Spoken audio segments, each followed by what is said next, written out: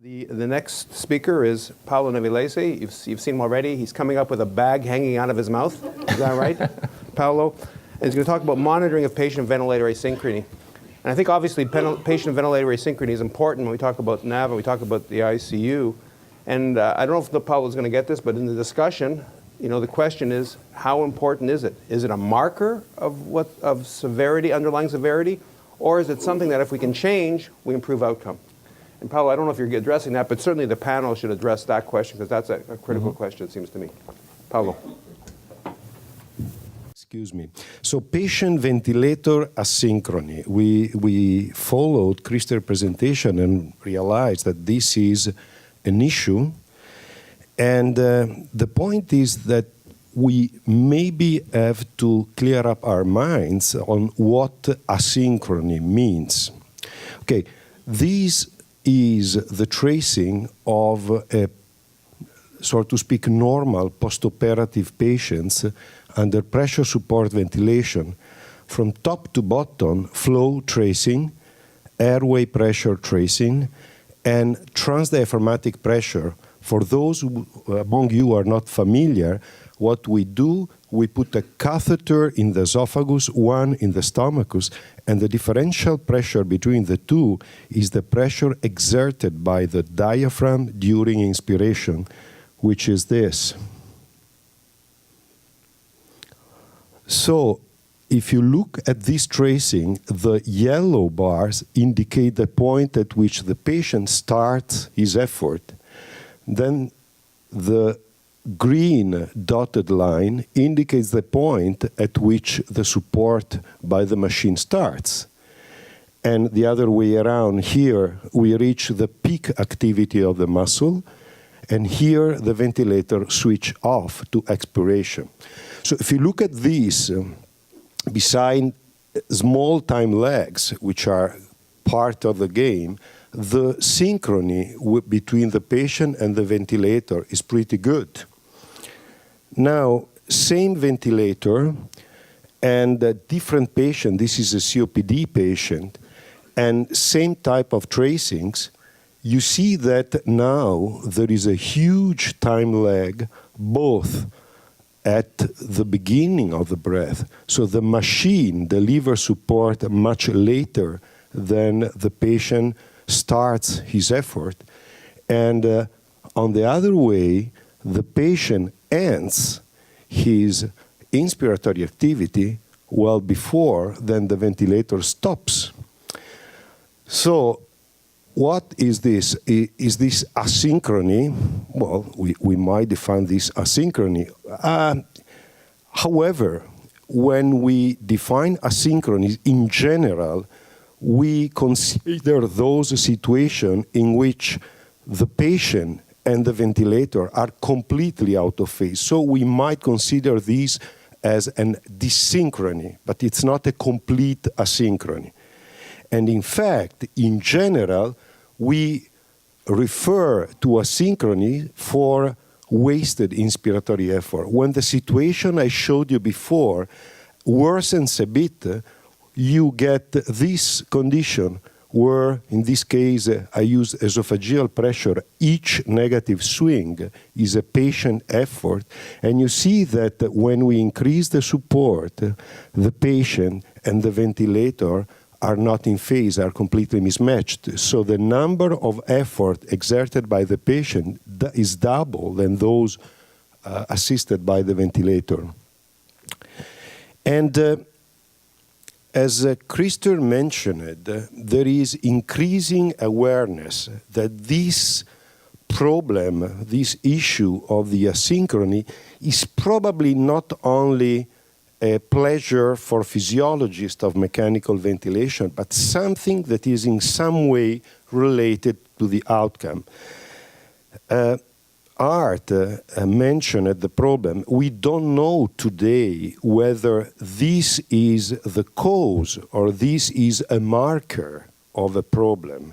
And today, in my opinion, there is no, let me use this term which is abused in a sense, no evidence to support one or the other notion.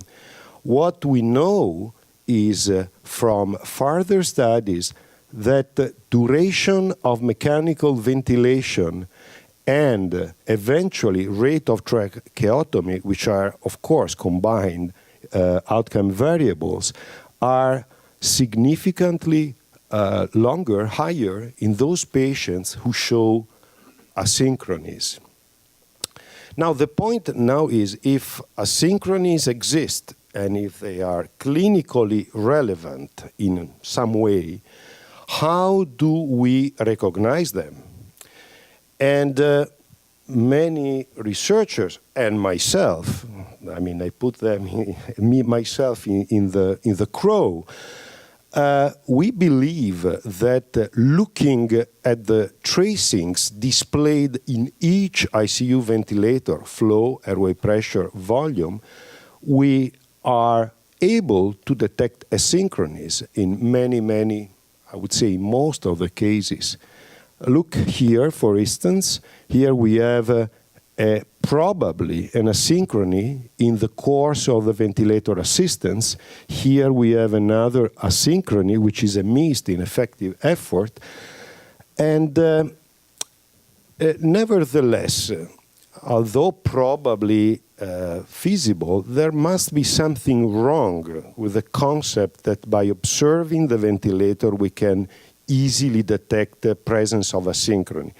And in fact, several investigators, at least 3 groups, this is my friend Stefano Nava's work, tried to develop algorithm able to recognize automatically the presence of asynchronies. This is one of the examples. Indeed, what do they do to check out whether the algorithm are good or not? They use an additional signal. In this case, is transdiaphragmatic pressure. And what they see is that, you see, in this case, you have a clear deflection in airway pressure. The patient tries to trigger the ventilator, and a bump, a positive increase in flow that does not reach the threshold to trigger the ventilator. Now, a few years ago, we wondered whether we can really recognize asynchronies on looking at the tracings displayed on the ventilator. And you know, if you have a tracing like this, I would say that anyone among us would say that this is a good synchrony between the ventilator assistance and the patient. And in fact, this is the case. In the bottom row, what I show you is the EMG of the diaphragm, the electrical activity of the diaphragm.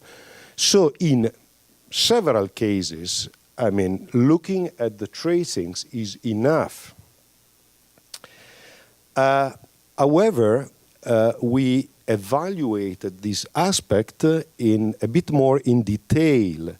And what we did, we prepared a huge number of tracings, I don't remember how many, from patients who received pressure support ventilation having a catheter for AIDI inserted. And we evaluated 2 groups of observators, physician in ICU staff for many years, so we call them the experts, and residents, and we call them the non-expert. I'm not sure this is actually a proper definition, however. And what we did, we observed that in some instances, it was in effect quite easy to recognize the wasted efforts. You see, the patient is activating his diaphragm. You see a negative bump in the airway pressure and a positive deflection in the flow tracing. And indeed, in this specific tracing, the overall rate of detection was 72%, which makes sense, where the experts were able to recognize it 4 times out of 5, and the non-expert, a slightly lower rate, 6 times over 10. So it's 80%, 80% and 63%. It's not so bad. I mean, if you take any kind of exam in ICU and echocardiography, the results are not better than this. Things can become a little different in situations like this. You know, it's very difficult to understand whether these are efforts by the patient or are simply artifacts due to the contraction of the heart, secondary to the cardiac output. And you see, the electrical activity of the diaphragm, though present, was pretty low. So this was an over-assisted patient with a huge number of wasted inspiratory effort that were occurring at each point of the ventilator assistance. And indeed, here, the overall rate of recognition was slightly exceeding 20%. And again, the experts were close to 30% of detection, and the non-expert actually around 15%. So things can become a little more complex.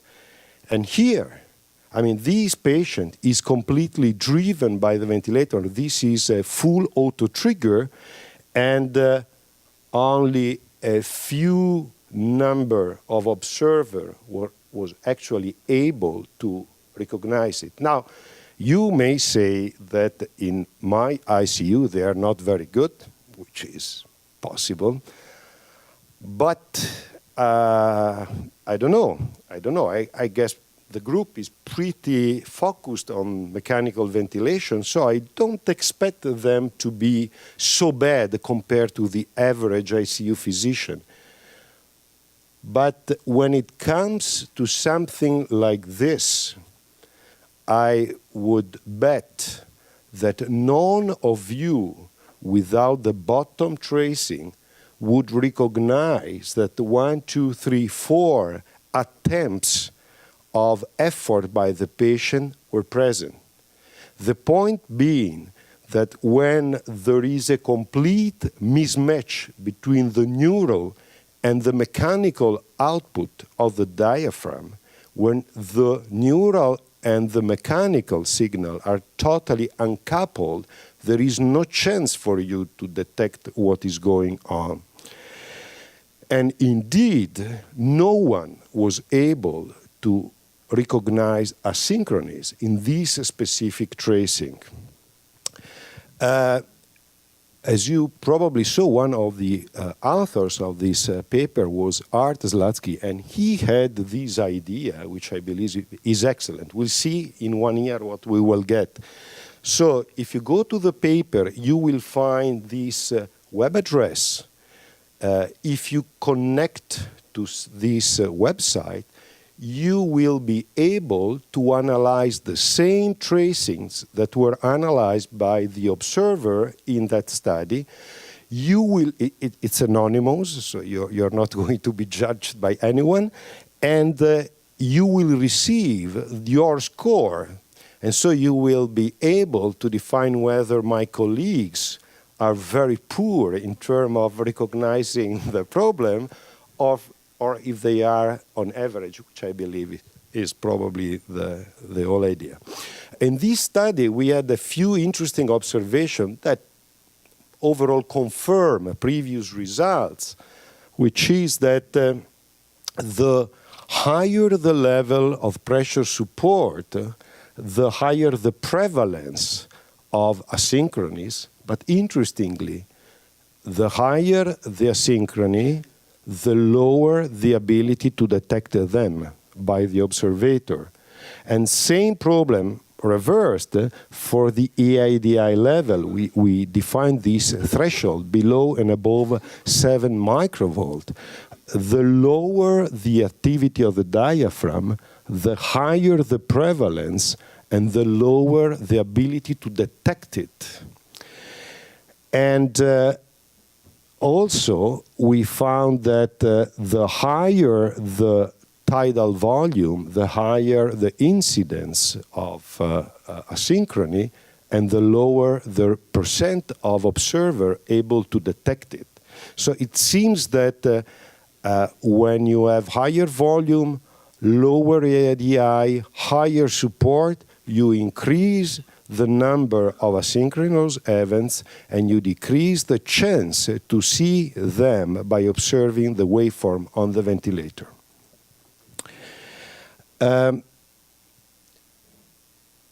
Overall, please refer to this report analysis on the right. It's quite complex to explain the difference between breath analysis and report analysis. But on the clinical side, this is the important one.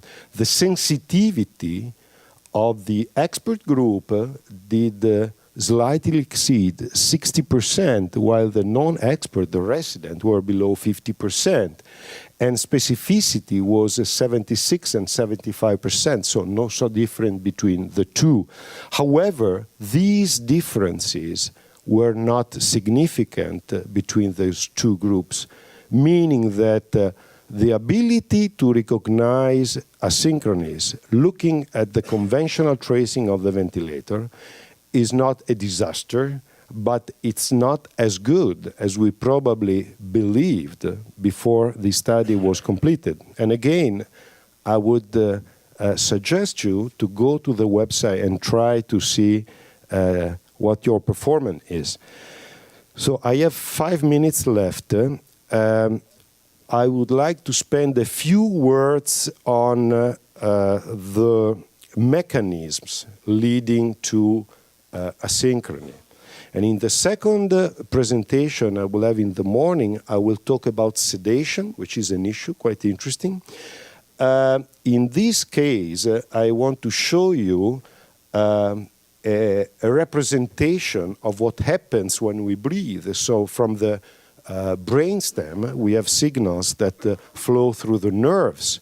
The respiratory muscle are depolarized, they transform into pressure, which generate the volume and flow, and volume and respiratory rate, which is actually the ventilator output, makes the arterial blood gases changes. So from this, we get through mechanoceptor and chemoceptor influences to the central nervous system that changes the drive to breathe. And what we do, irrespective of the mode of ventilation, when we provide ventilator assistance to a patient, we influence the ventilator output. And though we know that one of the targets of mechanical ventilation, actually Martin Tobin says the major objective is reducing the work of breathing, though we have to think that reducing does not mean zeroing the work of breathing.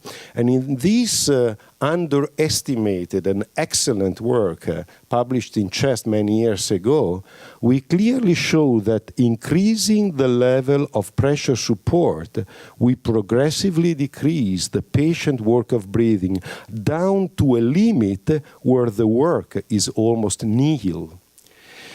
And this is an example of what we have seen in the previous slide. This is one patient in our ICU. He's ventilated in pressure support mode. You can see overlapped on the airway pressure tracing what the signal would be in NAVA. And on the bottom, you see the electrical activity of the diaphragm. The pressure support level is 20 above 10 of PEEP. And you see that there are continuous ineffective efforts. Big deal. So we can see it on the screen. What do we do? Well, this was a clear case of over-assistance. We just reduced by 5 centimeters of water the assistance over PEEP delivered by pressure support.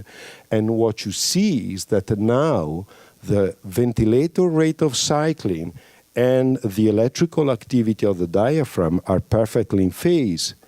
And the other group, this is the group of Laurent Brochard, showed that when assessing the patients with an incidence of asynchrony high, as defined by the threshold of 10% in this asynchrony index that was mentioned by Christer before, the patients with higher rate of asynchronies were those receiving higher level of assistance, and that in most of the cases, simply reducing the amount of assistance was effective in zeroing, in eliminating the asynchronies. Last two slides. In these studies, we compared pressure support and NAVA. Well, comparing mode of ventilation is always tricky and wrong in a sense. But what we did was we set the clinical level of pressure support for the patient. We matched it in some way using a dedicated algorithm on the ventilator. And we decreased both support by 50% and increased it by 50%. And what we found was that there is a significant risk of over-assistance, which can be seen in this experimental record from one representative subject, which is completely eliminated when using NAVA, because the whole loop is kind of reset in a manner by which it is impossible to over-assist the patient. And indeed, this resulted in an increased risk of high tidal volume pressure support that was not present with NAVA. And at the end, in the same patient, the study was a crossover design, we found that an asynchrony index exceeding 10% was present in 60% of the case during pressure support and never during NAVA. And my time is over. I wish to thank you for your attention and leave the microphone. Stay there. Stay there. Any questions for Paolo? I should tell you, it's interesting in Canada, the United States, there's much less of a focus, I think, on asynchrony and the physiology. So my guess would be that, in fact, your folks are actually better than people here, because the focus on physiology for residents, et cetera, for this area is actually very, very low. I don't know if people in the audience agree with that. Any questions for Paolo? We have time for maybe one question or two questions. Can we have a microphone back there? I think Norm has. But they want it for the video. And Norm is right behind you. You know that the guy who's in that picture. When you're at the bedside and the patient's on NAVA and you're having problems with asynchrony, how do you know that it may be over support and to try and back off as opposed to any other problem In causing NAVA or in asynchrony? pressure support? In NAVA. Well, in NAVA, it's not so easy to see asynchronies. The only type of asynchrony I have found rarely, but other groups found them more frequently, is a double triggering. But otherwise, you don't see wasted efforts.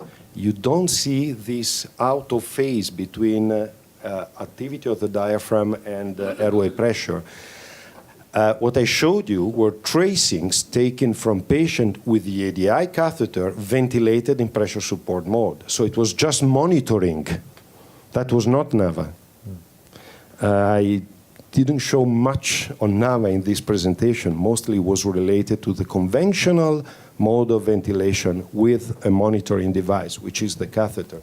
And you know, in my opinion, the catheter helps a lot even to teach people and to learn ourselves in terms of what we are doing. We learn a lot from those patients with the signal, because we know that frequently during pressure support we may go wrong in some way, and over-assistance is the most frequent cause of error in ventilating our patients. Could I put a comment? So another comment to this is, I think what Paolo showed there too, I think is important, is all these breaths that you look upon here are totally wasted efforts. That means that the patient makes a full effort and doesn't get any reward for it. We recently looked into babies, premature babies in New York, at New York University, and what we found there is that we said that a baby should not trigger or cycle off more than 30% too early or too late with regards to the inspiratory or expiratory time there is, because we say if 1/3 of the breath has already gone, the train has left the station. You should call it synchronized. It should be somewhere within that 60% minus 32 plus 30% thing. Now, guess how many patients who has an asynchrony of 10% or below 10%, which is supposed to be not severe asynchrony, with this index that Paolo shows. Guess how many of those, how many of the breaths that they actually triggered within plus minus 30% of their time? Less than 50% of the breaths. So they triggered at the end of the inspiration and cycled off in babies too early. They got a TI that was nothing. And in the adults, it was like, for those we have seen from Paolo's data, we compare the same data. Everyone triggers on too late and cycles off too late. And Adriana showed that very nicely in a paper that we had published a few years ago too, that it also worsens, like if you put up the assist, that you affect the respiratory rate, but it really is because you affect the hearing Breuer reflex, not because you're doing anything like in terms of helping the patient to breathe less. So I think it's like we underestimate still with these numbers like what the real synchrony is. If we talk about synchrony as being that if I do this, something should happen, but usually it's like this and long time goes and nothing happens and then it happens. Yeah, though, Christer, I follow your point. We should try to avoid to mix up things. We have to be clear to ourselves what we mean by asynchrony, because otherwise we want to see whether there is a relationship between asynchrony and outcome. If we include the delays, that's going to be quite complex. All patients in some sense have some delay. We have to define what asynchronous events are and what we want to relate to outcome in a very, very strong and defined manner. Otherwise it's going to be kind of too much, sometimes ends up in nothing. Actually, I think that's a very good point that we should talk about when the panel comes up here, because that gets at, I think, the key question about whether asynchrony is just a marker or it's something we should intervene in, and that would get at it. So we may have to have the subcategories of the synchrony and which are the important ones that affect outcome. Thank you very much, Paolo.